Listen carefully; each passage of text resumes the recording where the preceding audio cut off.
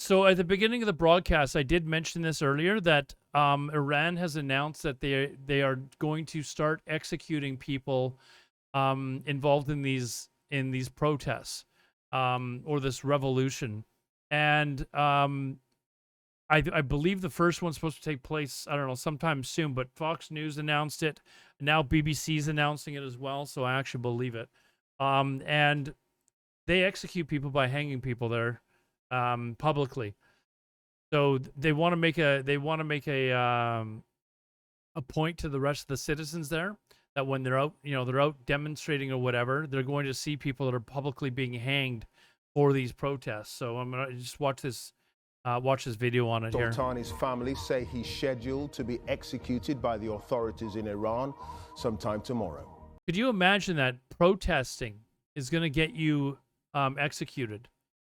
Like, this is literally what these people are doing. They're risking their lives, and they could get executed for it. None of us, as far as I know in this chat, have to worry about this sort of thing where they could get publicly executed. Publicly executed within days, not really even much of a trial, for protesting.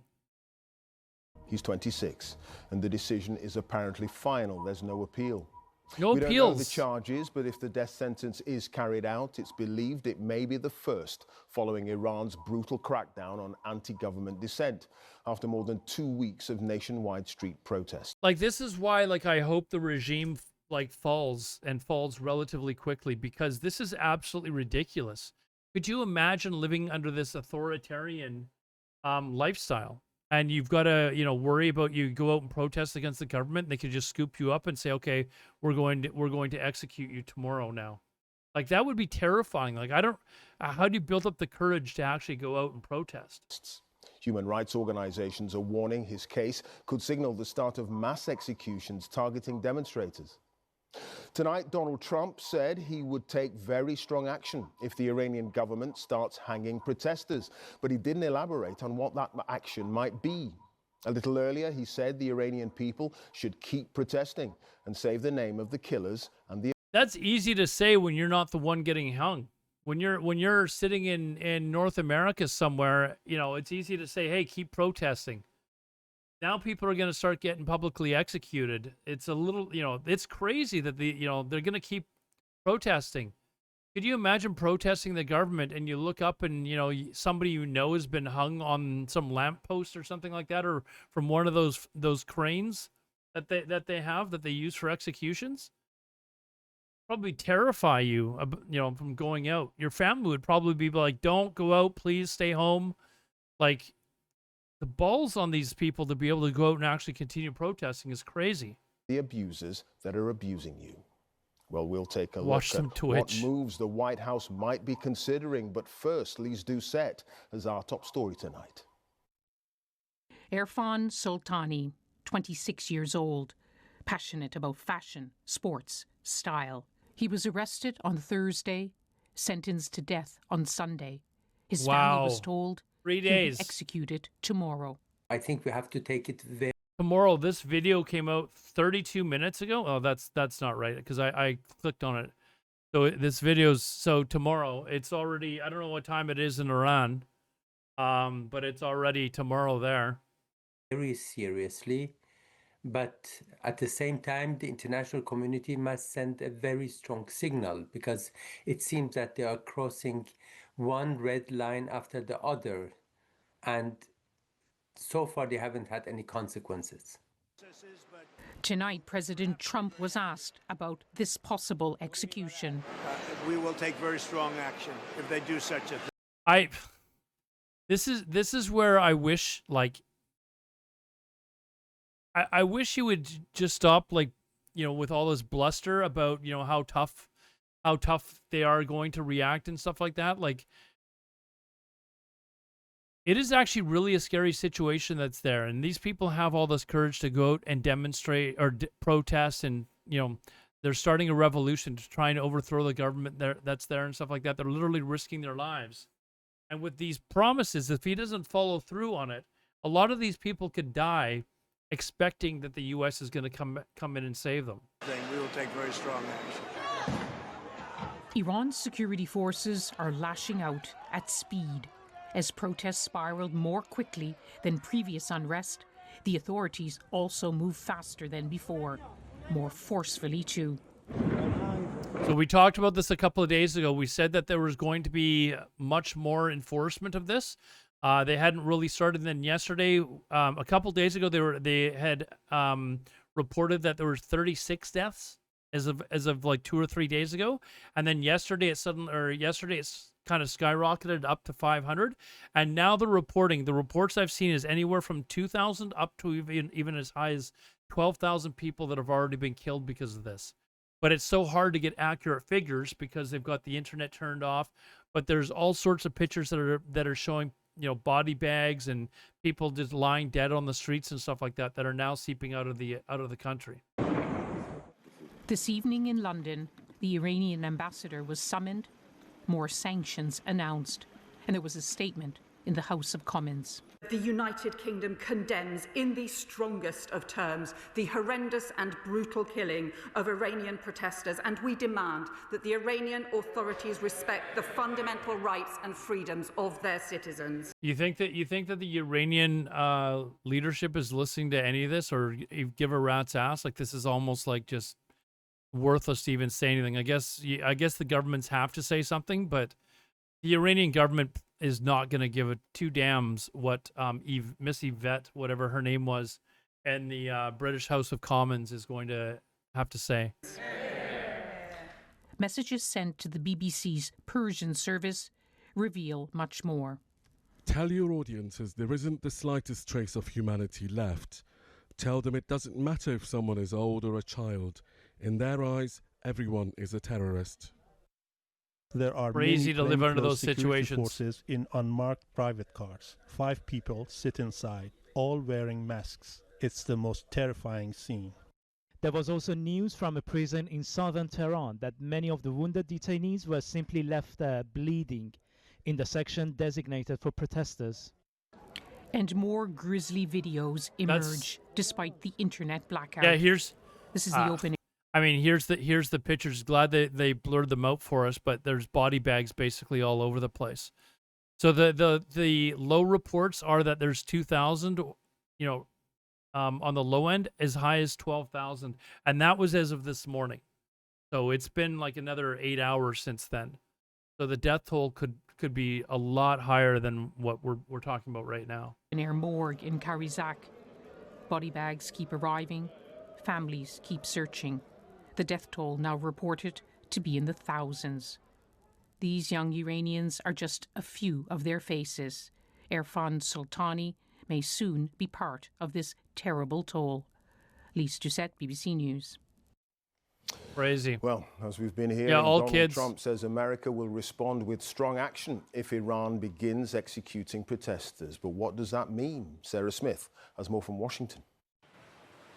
Visiting what a does car that plant mean? in Michigan today to talk. What does that mean? Is he just all talk, or is he actually going to back up his words? This is like actually more serious than people are talking about. If he's just talking, that's dangerous for the Iranian people because they're sitting there thinking, we've got backup now. Let's just keep it up. Let's just keep it up. We've got backup. Talk about the strength of the U.S. economy. Donald Trump could not avoid questions about Iran. What did he mean when he told protesters that help is on the way? What did you mean by that? What kind of help? You're going to have to figure that one out. I'm sorry. On social media, he had posted, Iranian patriots, keep protesting. Take over your institutions. Save the names of the killers and abusers. They will pay a big price. I've cancelled all meetings with Iranian officials until the senseless killing of protesters stops. Help is on its way. There, exactly. Help is on its way. In what way? Like, are you sending forces to take over the government, or is it just gonna be like all talk? What are you gonna do? Put more sanctions on Iran? Like that? Like what are you actually talking about here? Don't give them a false sense of hope. Just be honest with them. His audience here and around the world are listening intently for any clue about what form that help might take. What I say to them is help is on its way. You saw that I put tariffs on anybody doing business with Iran. Just went into effect today. Oh, people are terrified now. And I say, make Iran great again. It was a great country until these monsters came in and took it over. And it's all very fragile. His threats against Iran have been escalating over the last few days. 10 days ago, he issued this warning. If Iran shoots and violently kills peaceful protesters, which is their custom, the United States of America will come to their rescue. Okay, well, they've already done that. So, okay, let's move on to the next point. Like, what are you going to do about it? Or you just all talk? We are locked and loaded and ready to go. This On is all Sunday, tough guy he said talk? he was looking at military options. These are violent. If you call them leaders, I don't know if they're leaders or just they rule through violence. But we're looking at it very seriously. The military is looking at it. And we're looking at some very strong options. We'll make a determination. So has he made that determination? Has he decided what action to take? The success of the US raid in Venezuela and the capture of President Nicolas Maduro 10 days ago has emboldened President Trump. But a similar operation is not possible in Iran, whose leaders are much better defended. The same national security officials who watched the Maduro raid have been laying out the possibilities. Donald Trump's talked about getting Elon Musk to use his Starlink satellites to restore internet communications. Or they could... There was a picture that I think the Iranian government posted that they caught a shipment of Starlight satellites that had been sent across the border for people to use. So I don't know if that was just one shipment or if multiple shipments have gone through, but there was a picture. I'd have to bring it up where they caught like a 1-ton truck or something like that was full of Starlink satellites. Some kind of cyber attack. Other options go all the way up to airstrikes against Iran's nuclear program or military sites. Donald Trump was delighted with the impact of the bunker bombs the US dropped on Iranian nuclear targets last June. Iran has said any attack like this would trigger retaliation against American and Israeli targets in the region. President Trump has been...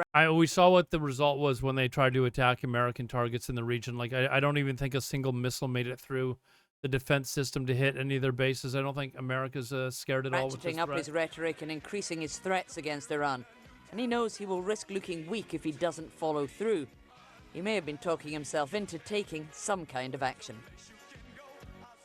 And Sarah, we're getting reports of some important breaking news concerning all this tonight. Oh. Breaking news, State breaking Department, news. Has just put out a briefing advising all US citizens in Iran to leave the country if they can. It says they should try traveling by land to Turkey or Armenia if it's safe to do so, and that if they don't think it's safe, they should find a secure location inside their own building and make sure they have a supply of food, water and essential medicines with them. So that does sound quite ominous in terms of the possibility that the US might be preparing some kind of attack on Iran. And you heard Donald Trump himself saying there that if they do hang protesters, the US will take very strong action. But he is still being incredibly vague about what that action might be. And he did say that if the Iranian regime started killing protesters, then the US would come to their rescue. And we haven't seen any sign of that yet. So it's very difficult to interpret what he meant when he said in that social media post to the protesters, help is on the way. Now he is on the way back to the White House. Right. I have been I've voiced my opinion on Donald Trump. If he were to actually do something to help the country or help the regime collapse, I would have to give him props for that. Like, I'll be the first one to step up and say, okay, you know what? Like, I got to give him props for that.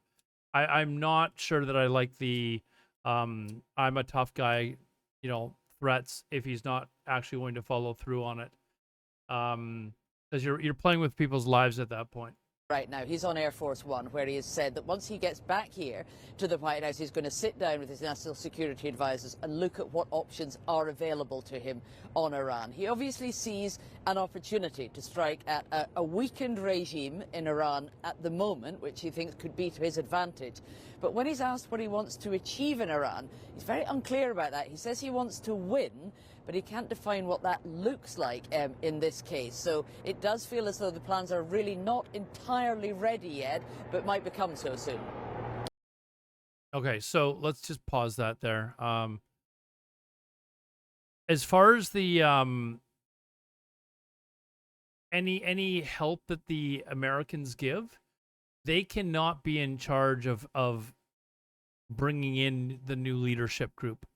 And I want to see the regime topple as much as anyone else. Maybe not as much as Persians themselves, but I'd like to see the Iranian regime topple. myself personally. I think it's a terrible regime.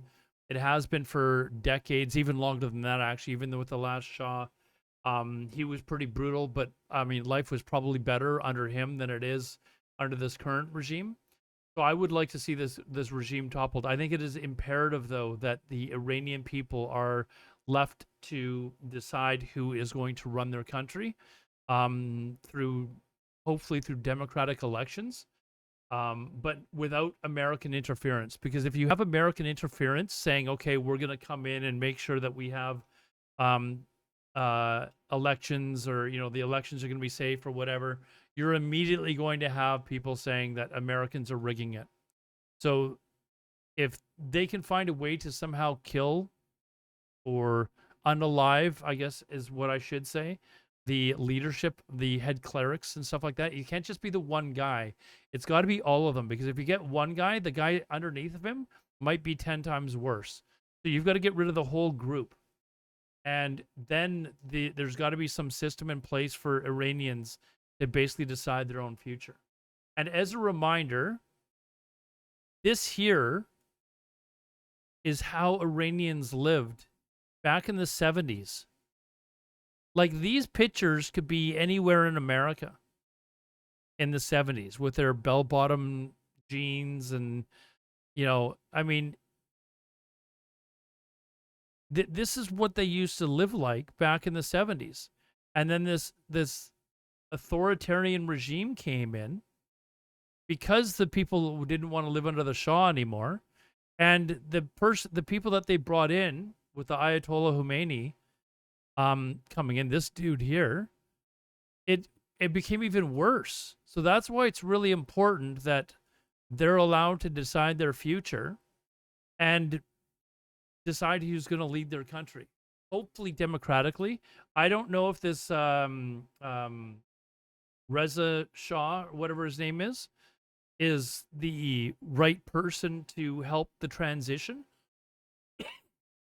but he's the only name that I'm hearing. I'm not hearing any other mention of any other people that would be able to help lead this transition. And there's people that are going to worry that he's just going to try and restart the monarchy there. And I don't want that either.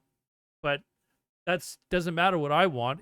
All that matters is what the Iranian people want, right? So, anyways, that's my feelings on this. I'm probably going to post this to YouTube, this video. And if you enjoyed the content, subscribe to the channel. It's free.